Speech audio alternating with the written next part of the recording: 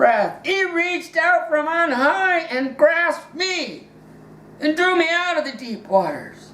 He rescued me from the mighty enemy, from my foes who were too powerful for me. My pain was too powerful for me. My circumstances were too powerful for me. Some moms and dads have children that are broken, and that brokenness is so powerful. I got to hand you over to somebody else to take care of you. There's no greater place to be handed than into the hands of God. Sometimes it takes an enormous amount of trust and faith in God to hand over your loved one, to have a stranger take care of them. But because the power of the enemy is greater than my faith in God. But that didn't take away the power of God's love for the faithless, for the hopeless, from those who were being oppressed and devoured by the enemy. The pains and the sufferings of this life delivers you from them. He rescued me from my mighty enemy and my foes who are too powerful for me. Show me a man or a woman on earth that ain't going to die one day. Is that not the most powerful enemy we have? Right?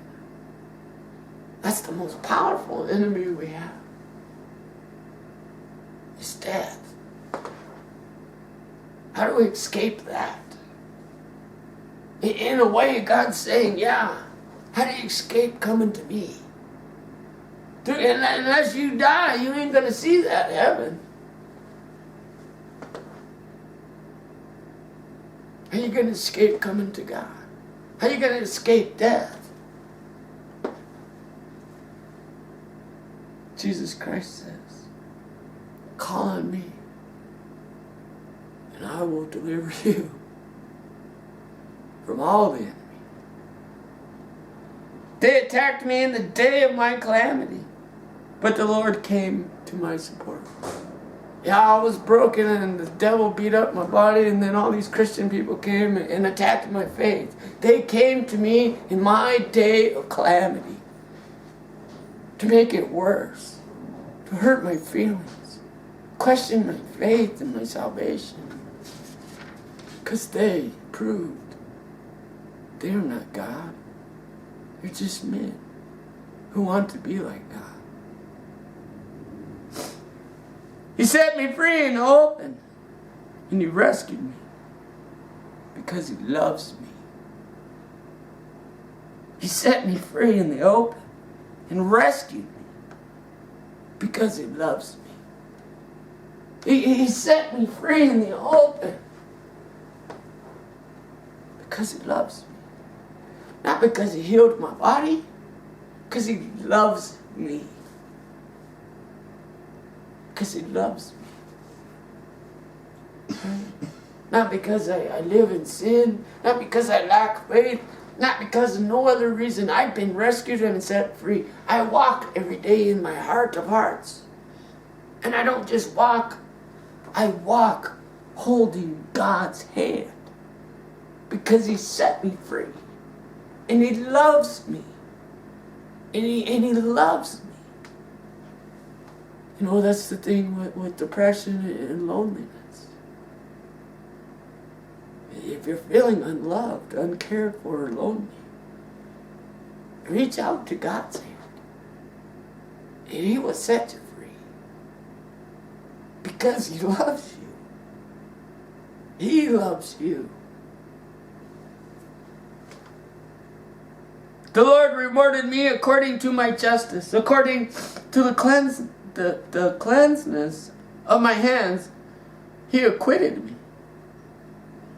For I kept my way of the Lord, and was not disloyal to my God. For His ordinances were all present to me, and His statutes I put not from me.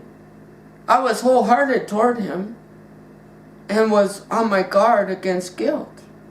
Right? And what's on our guard against guilt? That means, you know, the devil's always going to make us feel guilty. I was on guard against my guilt. This young lady with the mighty power of Jesus Christ laughed at those people. Hey, leave me alone. You hurt my body, you hurt my feelings. And I believe in God and I love God. And when you guys believe and love God, you will have peace in your hearts. You won't come here to beat me up and question my faith and all those things. I put my faith in God's love for me. And I get up every morning. You guys wake up and put your pants on and out the door you go jogging and doing whatever. Every morning it's a struggle to get up. Not just a struggle. It takes the faith of God to overcome it. You know, you want to find faithful people, go to those broken people if you're able to body and talk to them. They will shame you. We're bitching, moaning, complaining about all this stupid stuff, and they have to wake up every morning in unthinkable amounts of pain. Is that why God made us? To wake up every morning covered in pain? Get rid of that guilt. There's no guilt. You know, they come to bring guilt into you. No, I'm on guard against guilt. I follow the Lord. He loves me, and I am free. I am free. It is His faith, His love, and His hope shining through me that wakes me up every morning so that you all can look at me and see me. Not to mock me or gaze at me, or, you know, but so they could see the glory of God shine through His daughter. Right? Goes on to say, toward the sincere, you are sincere. But to the crooked, you are astute.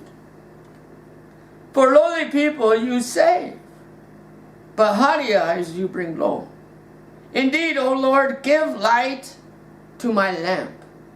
O God, you brighten the darkness about me. For with your aid I run against the armed band. And by the help of my God, I leap over the wall.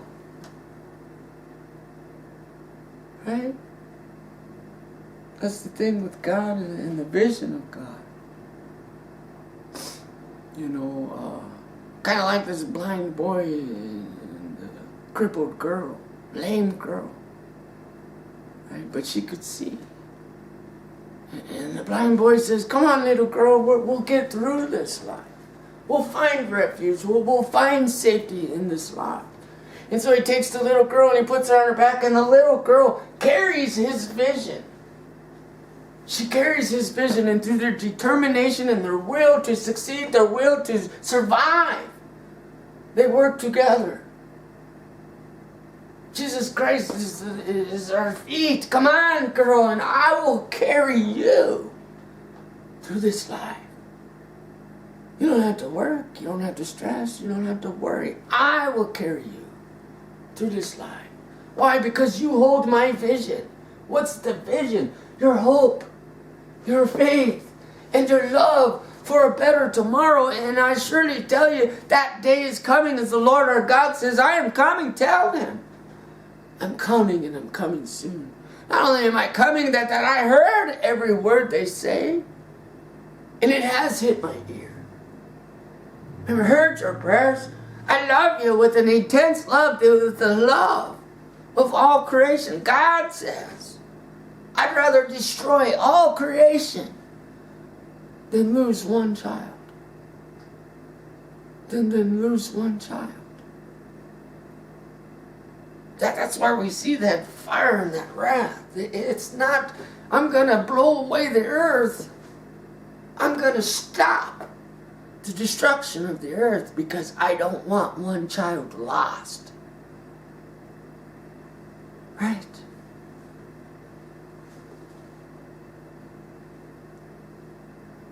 He says,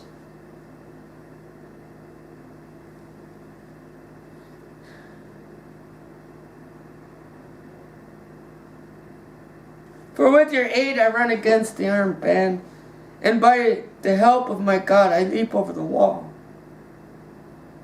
God's way is uttering, is yearning. We're always yearning for God, right? The promise of the Lord is fire tried. The promise of the Lord is fire tried. Right? He is a shield to all who take refuge in Him.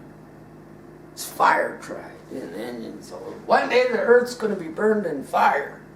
And everything on it. Like literally, well, fire tried.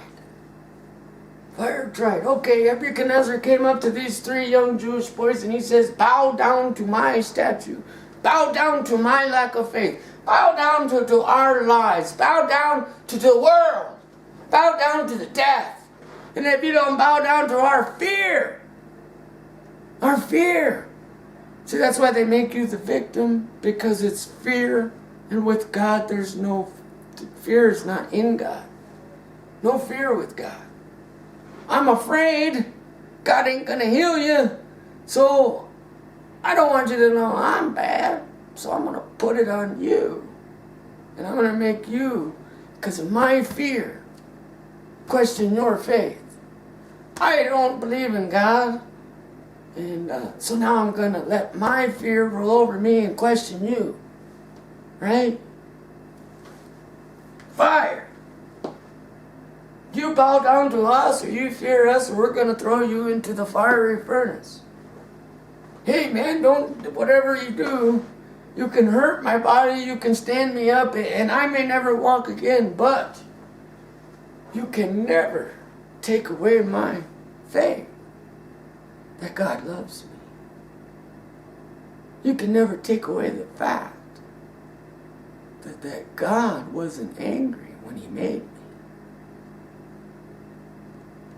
He loves me just the way I am. And I'm good. Right? Fire tried. Fire comes and my faith prevails. Right? The bad things come, but the faith prevails. I was laid out on my bed crying and sorrowful and depression. The fire, but my faith prevailed. I didn't want to get up this morning because it was so painful. I just don't want to do nothing. But here I am because my faith prevailed. Fire tried. Nothing can take away my faith. Hey, you want to blow away the world, and then blow away our house first. Choose us.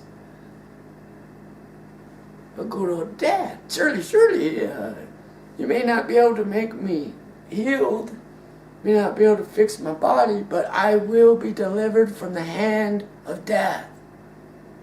I'll be delivered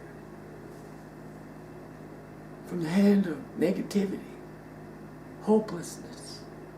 I'll be delivered from that. Fire tried. God rewards our faith in mighty ways as He uses us to restore those who are broken. Right? Goes on to say, for who is God except the Lord? Who is a rock save our God? The God who girded me with strength, and kept my way yearning. Right? To yearn out for that love, that care every day. That's yearning for God. God puts us in a place sometimes to cause us to yearn, to cause us to cry out. Because there's nothing more pleasing to God than for us, His children, to ask Him for help. You want to know how to please God? We are made in God's pleasing image. Cry out for help. There's nothing more pleasing to God than to help us, to love us, to rescue us. From where? The fire. That place where we thought we were doomed. That's our God. He delivers us out of this destruction. And it's pleasing to Him. To Him. To do that for you. And there's nothing more pleasing than that. You want to please God? Ask Him to deliver you out of the fire. And He will. Every time. Every time. He says, you made my feet swift as those of a deer, and set me on the hinds. Who trained my hand for war, my arms to bend a bow of brass? You have given me your shield, your saving shield. Your right hand has upheld me, and you have stooped to make me great. You made room for my steps. Unwavering was my stride. I pursued my enemies and overtook them. Nor did I turn again till I made an end of them. I smote them, and they could not rise. They fell beneath my feet. And isn't that God? You want to take the enemies, and I want to put them beneath my feet, and I want to stomp all over them for you. And you take the doubt, and stomp all over it. That's the thing. How can we deny the living God when He rescues us out of the fire, out of that place in which we were doomed? How much greater is the hope of that? Don't lose hope. Jesus Christ is coming, and He's coming soon to deliver you. See you next time.